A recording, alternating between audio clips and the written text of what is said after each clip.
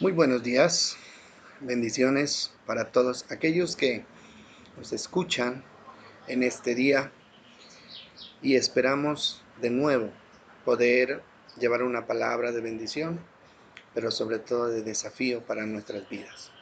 Vamos a ir a Mateo capítulo 16, versículo 15 al 19. Mateo capítulo 16, versículo 15 al 19. Dice así esta palabra. Y él les dijo, ¿y vosotros quién decís que soy yo? Respondiendo Simón Pedro dijo, tú eres el Cristo, el Hijo del Dios viviente. Entonces le respondió Jesús, bienaventurado eres Simón, hijo de Jonás, porque no te lo reveló sangre ni carne, sino mi Padre que está en los cielos. Y yo también te digo que tú eres Pedro, y sobre esta roca edificaré mi iglesia, y las puertas del Hades no prevalecerán contra ella. Bueno, esta es una declaración muy poderosa, sobre todo la que está en el versículo 18, que dice, y yo también te digo que tú eres Pedro, y sobre esta roca edificaré mi iglesia, y las puertas del Hades, de la muerte o del infierno, que es lo que significa, no prevalecerán contra ella, no podrán hacer resistencia contra la iglesia del Señor. Les decía que es una declaración muy poderosa, hecha por el mismo Señor para la iglesia. La iglesia de Cristo será una institución o un organismo que nada ni nadie la podrá destruir, la podrá detener y será un instrumento, un organismo inmortal. Eso es lo que nos dice esta declaración. Bueno, la iglesia de Cristo fue creada para ir de victoria en victoria, para ir de triunfo en triunfo. Eso es lo que nos dice la palabra del Señor. Y el fin de la iglesia es arrinconar las fuerzas del enemigo y establecer el reino de Dios sobre la tierra, un reino de justicia, un reino de paz y un reino de amor. Estas son las características del reino de Dios. Y la función de la iglesia es hacer que estas manifestaciones que son propias de la iglesia de Cristo se establezcan en la tierra y prevalezcan en la tierra. Pero tenemos que hacernos una pregunta y es, ¿eso es real hoy? ¿Es realidad? Pues yo personalmente considero que no. O sea, el reino de Dios con estas características, justicia, paz y amor, no se ha logrado establecer. ¿Por qué? O sea, porque la realidad que nosotros conocemos es que esto no existe en el mundo. O sea, lo que menos existe en el mundo es justicia, es paz y es amor. Nosotros tenemos que reconocer con tristeza que lo que hoy predomina en la tierra es todo lo contrario. Es la injusticia, es la violencia, es la falta de paz y obviamente la falta de amor. Y esto aún dentro de las mismas iglesias, de las congregaciones consideradas como Iglesia de Cristo. Con el problema de la pandemia que estamos viviendo, una de las instituciones más perjudicadas es la iglesia. Los templos están cerrados y los creyentes dispersos como ovejas que no tienen pastor. ¿Y a usted le parece que somos una iglesia vencedora? No. Somos una iglesia atemorizada. Somos una iglesia arrinconada y manipulada por las leyes de hombres que ni siquiera conocen a Dios. Nosotros, los cristianos, terminamos llamándole al miedo prudencia, cuando en realidad lo que hay en nosotros es incredulidad. Son dos cosas totalmente diferentes, pero es tan fácil justificar el miedo, la angustia, la desesperación, y es fácil justificar y permitir que el enemigo nos arrincone diciendo que es sujeción a las leyes o que es prudencia, cuando en realidad lo que hay es miedo en nuestras vidas, cuando lo que en realidad hay es incredulidad a la palabra y a la promesa de nuestro Dios. Vamos a mirar lo que dice Éxodo 15:26. Éxodo, capítulo 15, versículo 26. Hay una promesa que creo que si está escrita en esta palabra, puede ser tomada por nosotros y para nosotros.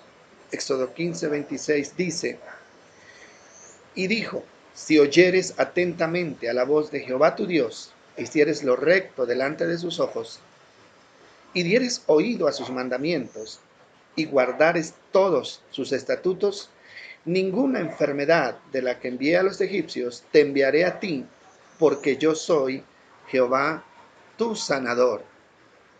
Eso está en Éxodo capítulo 15, versículo 26. Es una promesa que Dios le hace al pueblo de Israel.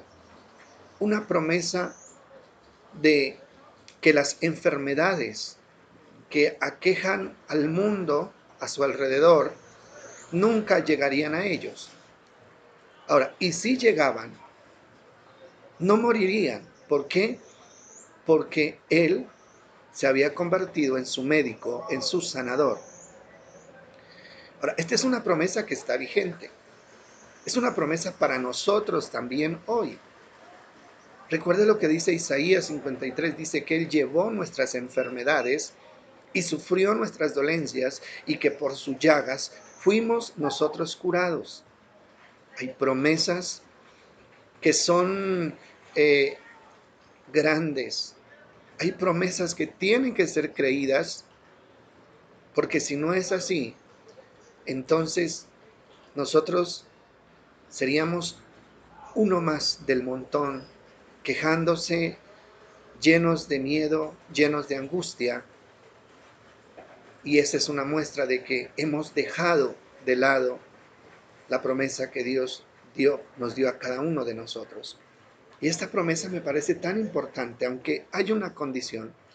Y la condición es: si oyeres atentamente la voz de Jehová tu Dios, e hicieres lo recto delante de sus ojos.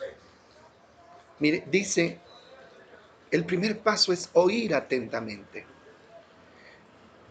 Mire, nosotros necesitamos en este momento enfocarnos en el mensaje que Dios tiene para nosotros. Darle importancia a esa palabra, tratar de discernir con madurez qué es lo que Dios está diciéndonos cada vez que nos habla, cada vez que escuchamos una prédica, cada vez que vamos a nosotros a la palabra. Necesitamos entender con claridad qué es lo que Dios nos dice, porque el problema de mucha gente hoy es que oye la palabra, pero no la entiende. O sea, el oír la palabra se ha convertido en una rutina religiosa que no va más allá de una acción, de costumbre, pero no se permite que esa palabra se vuelva vida en cada uno de nosotros.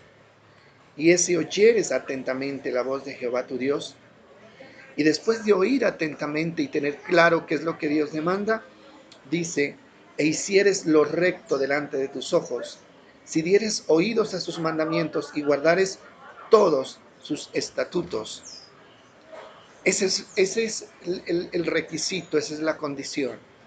Y si usted avanza un poco más, Dios repite esta promesa en el libro de Deuteronomio, capítulo 28, donde habla acerca de cómo vamos a obtener las bendiciones de nuestro Dios.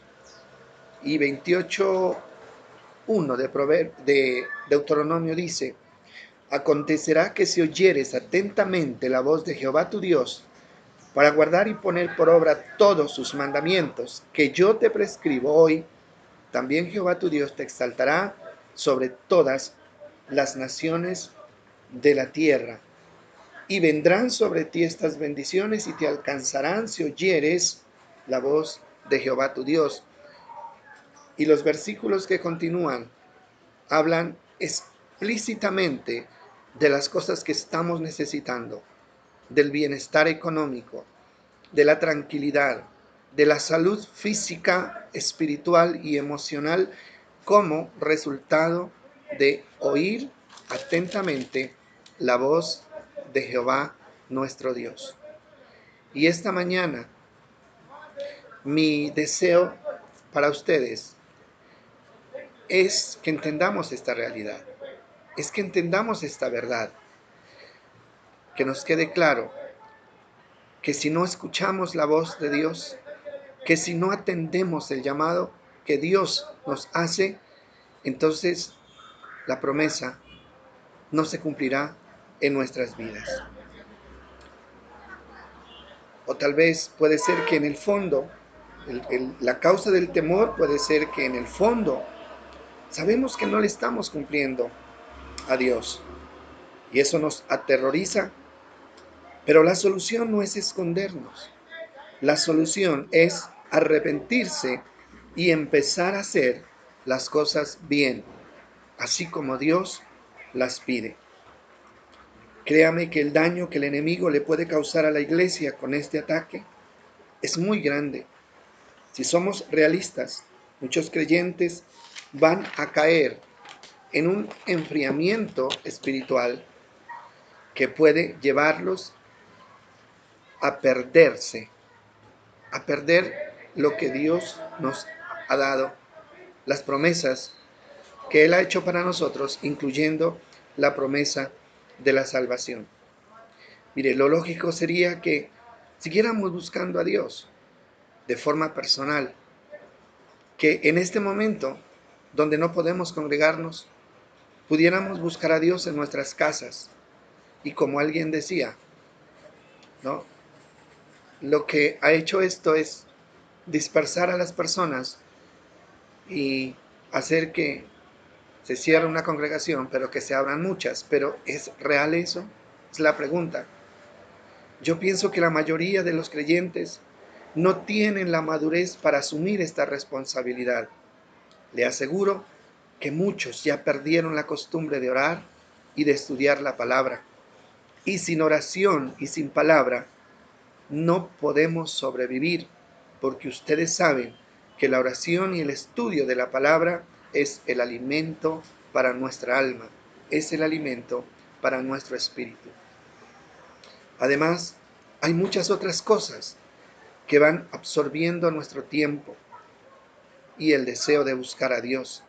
Y de esa manera el enemigo nos va llevando al abismo y tal vez lo hace sin que nosotros ni siquiera nos demos cuenta. Estos días hemos estado meditando sobre esto y aparentemente la iglesia sigue, sí, porque esto es una realidad. La iglesia somos nosotros y donde quiera que estemos, somos la iglesia del Señor. Pero también es real que esto de una manera disimulada está perjudicando y va a perjudicar el ánimo espiritual de muchas personas. Y yo creo que cada uno de nosotros, tiene que ser honesto, tiene que ser sincero en esta situación. Santiago capítulo 10, versículo 25. Santiago capítulo 10, versículo 25. Ahí encontramos ese texto famoso, Hebreos capítulo 10, versículo 25. Hebreos 10, 25. Ahí encontramos ese famoso pasaje que nos habla acerca de la necesidad de seguirnos congregando. Dice Hebreos 10:25. El 24 dice, y considerémonos unos a otros para estimularnos al amor y a las buenas obras, no dejando de congregarnos como algunos tienen por costumbre, sino exhortándonos y tanto más cuando veis que aquel día se acerca. Mire, es necesario, es lo que está diciendo acá, es necesario encontrarnos, es necesario encontrarnos en un lugar para animarnos a seguir, para exhortarnos. Sin este estímulo de la congregación es muy difícil seguir en el camino del Señor. ¿Qué busca el enemigo? El enemigo busca desanimarnos. El enemigo busca que dejemos de luchar. El enemigo busca que nos quedemos a un lado del camino. Mire, y lo que comenzamos diciendo en esta reflexión es, ¿cuál es la iglesia capaz de hacerle frente al enemigo? ¿Por qué? Porque esa es la pregunta. ¿Qué está pasando con la iglesia? ¿Por qué si el Señor declaró que la iglesia de Cristo, la verdadera iglesia, nada ni nadie la podría detener, nada ni nadie la podría arrinconar, porque estamos viviendo esta situación? Esa es la pregunta que nosotros deberíamos hacernos en este momento.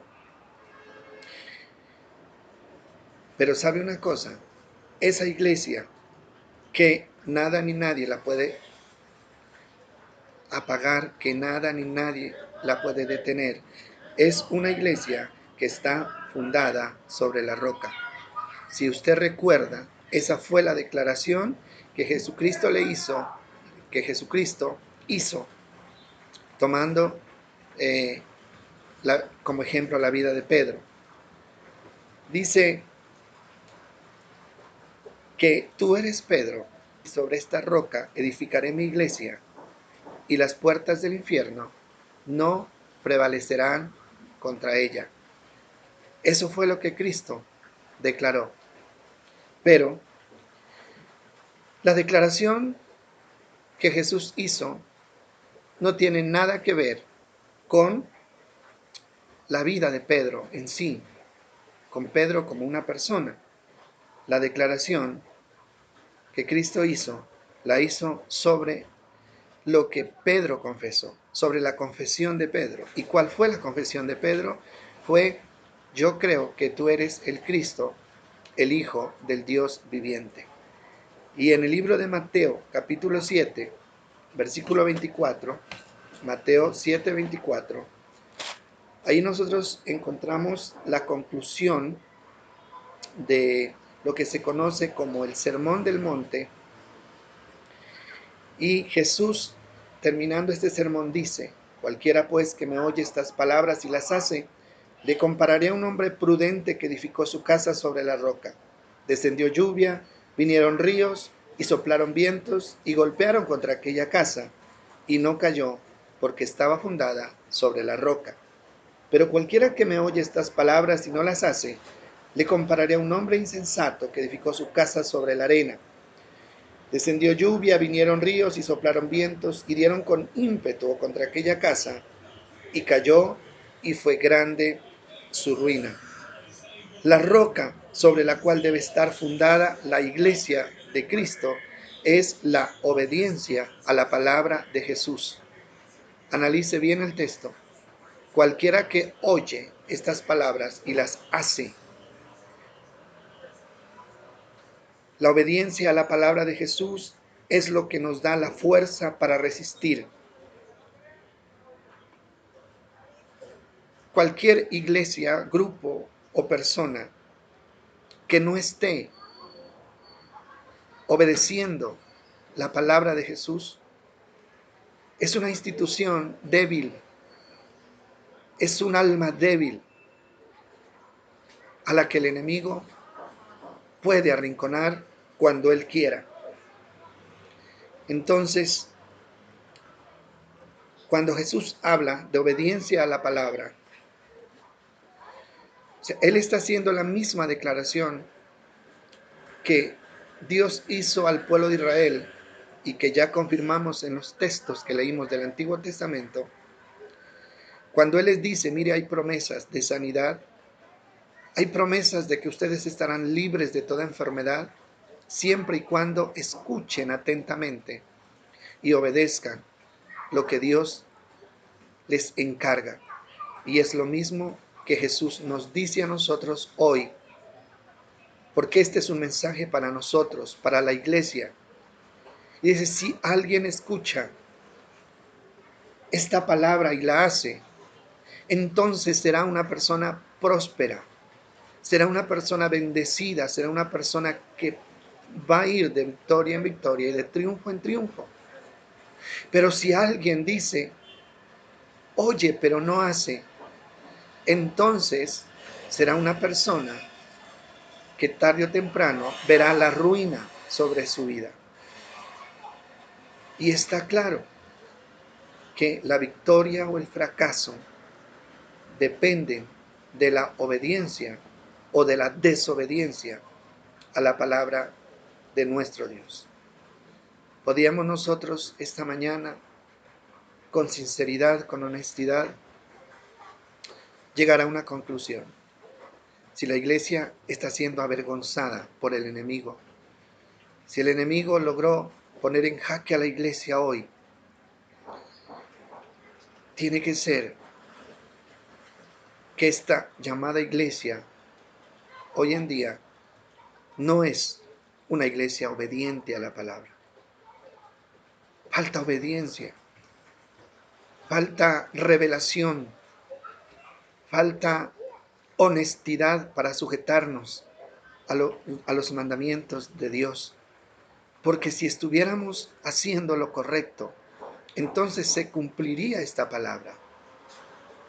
La palabra se cumpliría. Y lo que dice acá, que descenderán las lluvias y los ríos y soplarán vientos y golpearán contra aquella casa, hablando de la iglesia, pero esa casa no caerá porque está fundada sobre la roca. Pero la iglesia que está fundada sobre preceptos humanos, sobre opiniones humanas, sobre conceptos humanos, es una iglesia que estas mismas circunstancias de vientos, de tempestades, la harán temblar hasta llevarla a la destrucción. Entonces, mis amados, tanto en lo personal como a nivel de congregación, tenemos que tomar en serio este desafío y que esta situación tan desagradable, tan desconcertante que estamos viviendo hoy en día, o sea, nos lleve a hacer una reflexión honesta de nuestra condición espiritual, de nuestra condición de obediencia y de sujeción que estamos viviendo a la palabra de nuestro Dios. Es cierto que el enemigo busca destruir la iglesia, el enemigo está tratando, lo ha hecho, lo está haciendo y siempre lo hará, buscando la manera de estorbar que la iglesia se extienda, que ese deseo de Cristo de establecer su reino aquí en la tierra no se haga realidad. Eso lo sabemos, no lo podemos ignorar. Pero en el libro de Pedro, en la primera carta, en el capítulo 5, versículo 5, nosotros encontramos lo que dice, igualmente jóvenes están sujetos a los ancianos y todos sumisos unos a otros, revestidos de humildad. ¿Por qué? Porque Dios resiste a los soberbios y da gracia a los humildes. Y el 6 dice, humillaos pues bajo la poderosa mano de Dios, para que os exalte cuando fuere tiempo, echando toda vuestra ansiedad sobre Él, porque Él tiene cuidado de vosotros. Sed sobrios y velad, porque vuestro adversario el diablo, como león rugiente, anda alrededor buscando a quien devorar, al cual deben resistir firmes en la fe, sabiendo que los mismos padecimientos se van cumpliendo en vuestros hermanos en todo el mundo. Y dice el 10 más, el Dios de toda gracia que os llamó a su gloria eterna en Jesucristo, después de que hayas padecido por un tiempo, Él mismo os perfeccione, afirme, fortalezca y establezca. A Él sea la gloria, el imperio por los siglos de los siglos. Amén. Mire, es cierto que hay un enemigo buscando dañar a la iglesia, buscando dañar su vida, su familia. Pero aquí dice que la mejor actitud es humillarse bajo la poderosa mano de nuestro Dios. Él dice que la soberbia es algo que tarde o temprano se va a devolver en contra de nosotros. Y la soberbia es ese sentimiento de muy parecido a la rebeldía. Sé lo que tengo que hacer, pero no lo quiero hacer. Sé lo que Dios me pide, pero termino haciendo lo contrario. Y es ahí cuando alejamos la poderosa mano de Dios de nuestras vidas. Dios resiste a los soberbios, pero da gracia a los humildes. Echemos nuestra ansiedad sobre Él porque Él tiene cuidado de nosotros. La mejor arma contra el enemigo, la mejor manera de inmunizarnos, de impermeabilizarnos contra los ataques del enemigo es la obediencia a su palabra. Cuando una persona es obediente, el enemigo no tiene nada que hacer con esa persona. Ustedes conocen el caso de Jesús cuando fue tentado en el desierto. El enemigo iba con todas las intenciones y él saca todo su arsenal con el fin de hacer caer en tentación a Jesús. Pero ¿qué hace Jesús? La forma como Jesús resiste al enemigo hasta hacerlo huir es dándole valor a la palabra. Cada insinuación del enemigo fue resistida con la palabra, porque escrito está, porque escrito está, porque escrito está. Ahora, Jesús no solamente tenía en la memoria la palabra, no solamente conocía la palabra, sino que en esas circunstancias Él demostró que también estaba dispuesto a obedecer a esa palabra. Hermano, qué bueno sería que al enemigo se lo pudiera ahuyentar con gritos, con golpes. No, la mejor manera de que el enemigo se aleje de nosotros es siendo obedientes, siendo humildes, reconociendo nuestros errores, arrepintiéndonos si es necesario hacerlo y buscando esa protección divina de nuestro Dios, dejando la prepotencia de lado, ya reconociendo que solos no podemos. Ahí es cuando Dios actúa. Y eso es lo que nosotros aprendemos de este pasaje de aquí, que está aquí en la primera carta de Pedro, al cual resistan firmes en la fe, resistan firmes en la fe. ¿Qué es lo que fortalece la fe? Lo que fortalece la fe es el hecho de saber que yo estoy haciendo lo que Dios me pidió que hiciera. Miren, no hay nada que fortalezca más la fe y la confianza en Dios que una conciencia tranquila, que el hecho de saber de que yo no voy en contra de lo que Dios estableció, que voy por el camino que Dios me trazó. Eso ayudará enormemente a tener confianza y esa confianza nos dará paz y es la manera de traer la bendición a nuestras vidas. Hay dos cosas importantes que tenemos que analizar finalizando ya esta reflexión. Una, la iglesia no debería estar viviendo las circunstancias que hoy está viviendo. Segundo, ¿cuál es la causa? Si hay promesas de que la iglesia no será detenida ni por todos los demonios del infierno, la respuesta puede ser que esta iglesia, que debería estar en victoria, ¿no?, y hoy está en derrota, puede ser que esta iglesia no esté cumpliendo con lo que Dios establece, y esa es la causa de la vergüenza y de la limitación que hoy estamos viviendo. ¿Qué nos queda? No es culpar al gobierno, no es culpar a la enfermedad. Lo que nos queda es hacer una revisión honesta de nuestras actitudes, de nuestras palabras, de nuestros sentimientos. Y si encontramos que esa palabra de Dios ha perdido valor en nuestras vidas, que no le estamos dando el cuidado que deberíamos, entonces tenemos que volver allí. Y eso traerá paz a nuestras vidas. Eso traerá salvación y bendición a cada una de nuestras vidas. Mis amados, qué bueno que ustedes saquen el tiempo para escuchar esta palabra, pero no está por demás decir que si aplicamos la reflexión de hoy a nuestras vidas, después de oír atentamente, el segundo paso es proponernos hacer real esa palabra en nuestras vidas. Y el Espíritu Santo estará con nosotros para darnos la fuerza que necesitamos para hacerlo. Un abrazo, bendiciones para todos. Esperamos volvernos a encontrar